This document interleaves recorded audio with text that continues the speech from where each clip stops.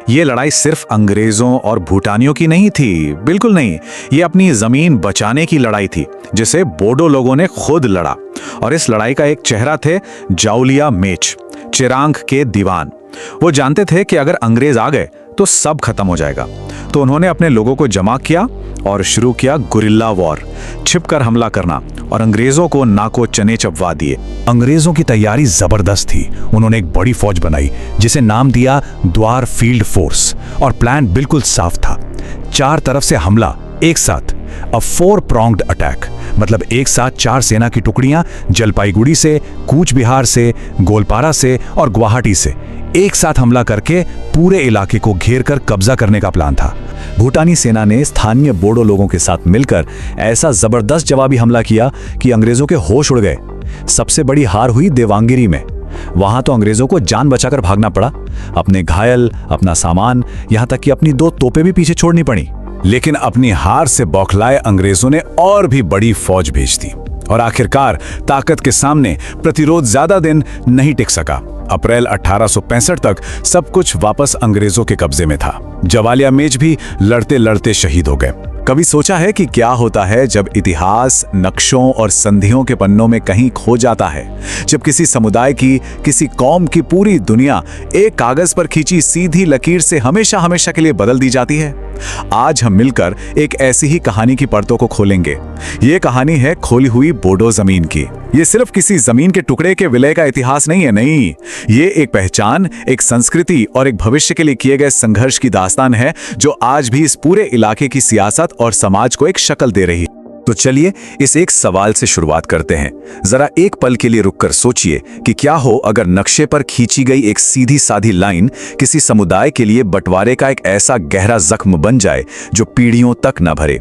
एक ऐसा जख्म जो उनके पूरे इतिहास को 2 हिस्सों में बांट दे, उस लकीर से पहले का दौर और उस लकीर के बाद का दौर। यह सिर्फ कोई ख्याली सवाल नहीं है, यह उस हकीकत की बुनियाद है जिसे आज हम परत दर परत समझने जा रहे हैं। हमारी इस पूरी कहानी का जो दिल है वो है डुआर्स। देखिए, नाम से ही पता चलता है, डुआर्स का मतलब है द्वार या दरवाजे, और ये नाम बिल्कुल सटीक है। ये हिमालय की तलहटी में बसा वो खास इलाका है जहां से भारत के मैदानों से निकलकर भूटान की पहाड़ियों में जाने के लिए 1-2 नहीं बल्कि 18 रणनीतिक रास्ते यानी दरवाजे खुलते थे। लेकिन ये सिर्फ भूगोल का एक टुकड़ा भर नहीं था, ये सदियों से बोडो लोगों का घर था, उनकी पैतृक जमीन जहां उनकी संस्कृति ने जन्म लिया, उनके समाज ने शक्ल ली और जहां उनकी पहचान सीधे सीधे जमीन से जुड़ी हुई थी। तो चलिए कहानी में और गहरे उतरते हैं। हम चलेंगे उस दौर में जब ये सब कुछ शुरू नहीं हुआ था। इस पहले हिस्से में हम ये देखेंगे कि अंग्रेजों के आने से पहले, इस युद्ध से पहले, बोडो लोगों का ये वतन, ये डुआर्स का इलाका असल में दिखता कैसा था। अगर आप ब्रिटिश दौर के रिकॉर्ड्स देखेंगे तो वो अक्सर इस इलाके को एक बंजर, जंगली या गैर कानूनी जगह बताते हैं। ऐसा इसलिए ताकि वो अपने हमले को सही ठहरा सकें। लेकिन हकीकत इससे बिल्कुल अलग थी और कहीं ज्यादा दिलचस्प। सच तो यह है कि एक बेहद ऑर्गेनाइज्ड और फलता फूलता इलाका था जिस पर ताकतवर बूढ़ो मुखियाओं का राज था, जिन्हें दीवान कहा जाता था। मतलब ये सिर्फ टैक्स वसूलने वाले कोई छोटे मोटे जागीरदार नहीं थे, नहीं, ये तो अपने आप में राजा थे, अपने इलाके के मालिक थे, अपनी सेना रखते थे और अपने लोगों पर हुकूमत करते थे। और ये कोई छोटा मोटा इलाका नहीं था। इसका जो पैमाना था, जो इसका स्ट्रक्चर था, वो सच में कमाल का था। ये कोई खाली जमीन नहीं थी, बल्कि 18 एडमिनिस्ट्रेटिव यूनिट्स यानी प्रशासनिक इकाइयों में बटा हुआ एक पूरा सिस्टम था। पश्चिम में तिस्ता नदी से लेकर पूर्व में धनसिरी नदी तक 11 बंगाल डुआर्स और 7 असम डुआर्स, ये सब बोडो लोगों के पुश्तैनी घर थे। हर डुआर्स एक पहाड़ी दर्रे से जुड़ा था, जो सिर्फ आने जाने का रास्ता नहीं था, बल्कि व्यापार, संस्कृति और ताकत का एक बड़ा सेंटर भी था। ये एक जीती जागती एक जैसी संस्कृति वाली मातृभूमि थी, जो अपनी शर्तों पर जी रही। तो एक तरफ थी ये दुनिया और दूसरी तरफ ब्रिटिश साम्राज्य का बढ़ता हुआ साया। अब हम उस मोड़ पर आ गए हैं जहां ये दोनों दुनियाएं टकराने वाली थीं। हम देखेंगे कि वो कौन सी राजनीतिक गलतियां थीं, कौन सी महत्वाकांक्षाएं थीं, जिन्होंने एक ऐसे भयानक युद्ध की नींव रखी जिसने इस पूरे क्षेत्र का भविष्य हमेशा के लिए बदल कर रख दिया। देखिए, ये लड़ाई कोई अचानक नहीं हुई। इसकी जमीन धीरे धीरे तैयार हो रही थी। 1841 में अंग्रेजों ने असम के 60 डुआर्स पर कब्जा कर लिया। बहाना यह बनाया कि सीमा पर बहुत लूटपाट हो रही है और बदले में भूटान को 10,000 रुपए सालाना देना शुरू कर दिया। लेकिन असली चिंगारी भड़की 1863 में। एशली ईडन नाम का एक ब्रिटिश दूत सीमा विवाद सुलझाने भूटान भेजा गया। ये एक बहुत बड़ी डिप्लोमेटिक गलती साबित हुई। ईडन के साथ जो सलूक हुआ उसने सब कुछ बदल दिया। जब वो बेइज्जत होकर वापस लौटा तो ब्रिटिश सरकार गुस्से से आग बबूला हो गई। उन्होंने इस अपमानजनक संधि को फाड़कर फेंक दिया और नवंबर 1864 में युद्ध का ऐलान कर दिया। तो ये सिर्फ कोई डिप्लोमेटिक फेलियर नहीं था, नहीं, ये एक बहुत ही गहरी पर्सनल बेइज्जती थी। भूटानी दरबार में एशले ईडन का चेहरा गीले आटे से पोत दिया गया, उनके बाल खींचे गए और जबरदस्ती एक ऐसी संधि पर साइन करवाया गया जो अंग्रेजों की सारी मांगों को खारिज करती थी। जब यह खबर कलकत्ता में governor general sir John Lawrence तक पहुंची तो इसे ब्रिटिश राज की इज्जत पर सीधा हमला माना गया और यही अपमान, यही बेइज्जती युद्ध का सबसे बड़ा और तात्कालिक कारण बनी। कभी कभी इतिहास के बड़े बड़े पहिए ऐसी ही छोटी छोटी चीजों से घूम जाते हैं। तो अब इरादे साफ थे, अपमान का बदला लेना और डुआर्स पर हमेशा के लिए कब्जा करना। इसी दोहरे इरादे के साथ ब्रिटिश सेना ने चढ़ाई कर दी। ये सिर्फ भूटान के खिलाफ एक बॉर्डर वॉर नहीं था, बल्कि ये बोडो लोगों की मातृभूमि पर एक सोची समझी, पूरी तरह से प्लान की गई चढ़ाई थी। मकसद एक ही था, इन 18 दरवाजों पर हमेशा के लिए ताला लगा देना। अंग्रेजों ने इस बार कोई कसर नहीं छोड़ी। उन्होंने डुआर्स फील्ड फोर्स के नाम से एक बड़ी सेना तैयार की और उनकी रणनीति जबरदस्त थी। उन्होंने एक साथ 4 तरफ से हमला करने का प्लान बनाया। एक टुकड़ी जलपाईगुड़ी से, दूसरी कूच बिहार से, तीसरी गोलपारा से और चौथी गुवाहाटी से।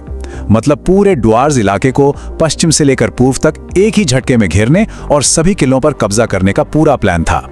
यह किसी भी तरह के विरोध को कुचलने के लिए बनाई गई एक जबरदस्त योजना थी। शुरुआत में तो ऐसा लगा कि ये जंग कुछ ही हफ्तों में खत्म हो जाएगी। नवंबर 1864 से जनवरी 1865 तक ब्रिटिश फौज को ज्यादा मुश्किल नहीं हुई। दलीमकोट और बक्सा जैसे बड़े किले आसानी से उनके हाथ आ गए। अंग्रेज इतने कॉन्फिडेंट थे कि उन्होंने अपनी सेना वापस भेजनी भी शुरू कर दी।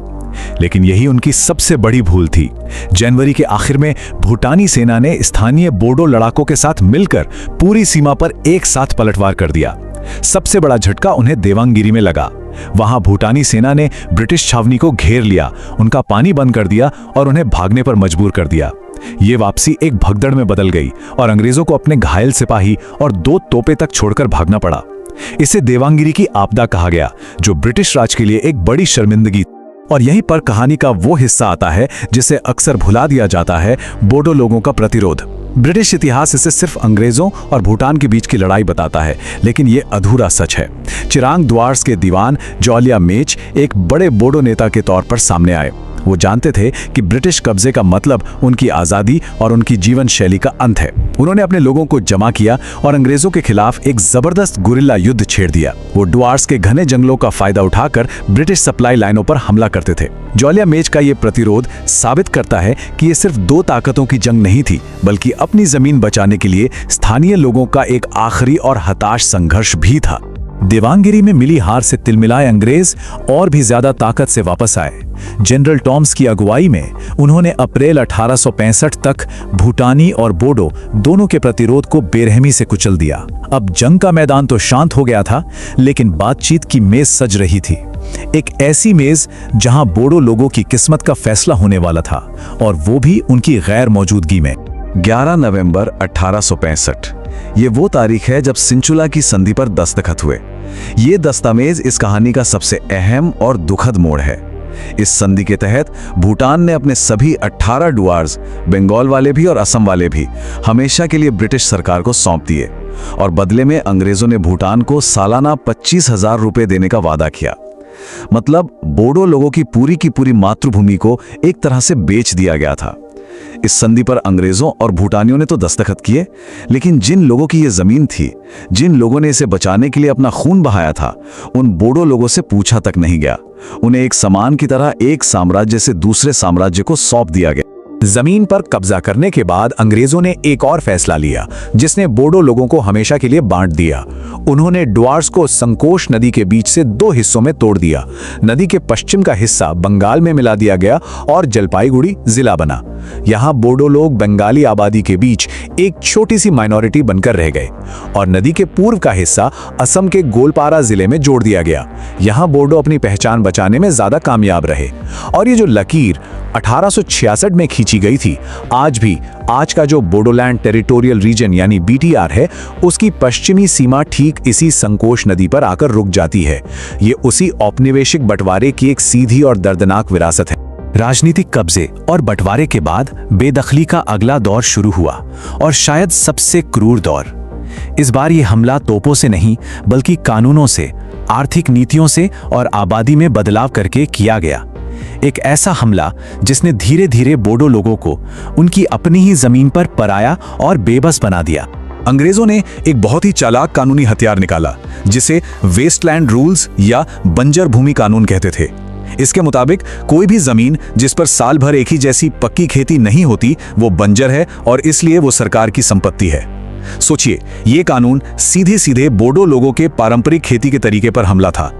इस कानून के इस्तेमाल करके अंग्रेजों ने बोडो लोगों की हजारों एकड़ पुश्तैनी जमीन को बंजर घोषित कर दिया और फिर उसे कौड़ियों के दाम पर यूरोपीय चाय बागान मालिकों को चाय उगाने के लिए दे दिया। देखते ही देखते बोडो लोगों के पूरे गांव या तो उजड़ गए या फिर चाय के बागानों के बीच घिरकर अपनी ही जमीन से कट गए।